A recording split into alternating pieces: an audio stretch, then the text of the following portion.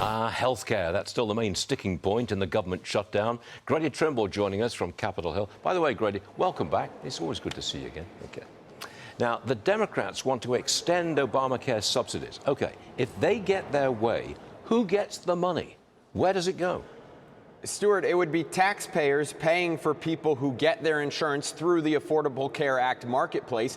And Democrats don't seem to be budging on this issue that they allowed the government to shut down over. In fact, they're now sharing examples and stories from people who will see their health care premiums increase if these Obamacare subsidies are allowed to expire. One of the senators pointing to those stories is Senator Amy Klobuchar, who posted on X a link to a news article about a couple of early retirees whose premiums will increase from around $450 to $1,700 per month if, in her words, congressional Republicans refuse to extend the enhanced tax credits.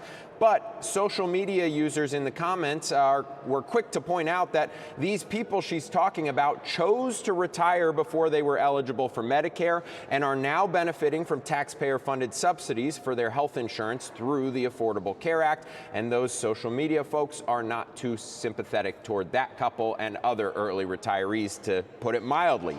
Health policy research nonprofit KFF says early retirees make up a relatively small group of those who receive these subsidies, but they say they face the steepest premium hikes if the tax credits expire. Opponents of the subsidies in general say they just shift the cost of health care, even if they do successfully reduce premiums. But that money has to come from somewhere. And in this case, it's coming from taxpayers.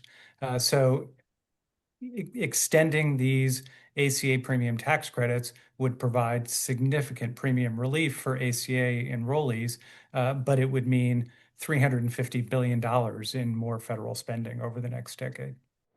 And Republican leaders say they're happy to talk about these health care subsidies, but only after Democrats vote to reopen the government. Stu?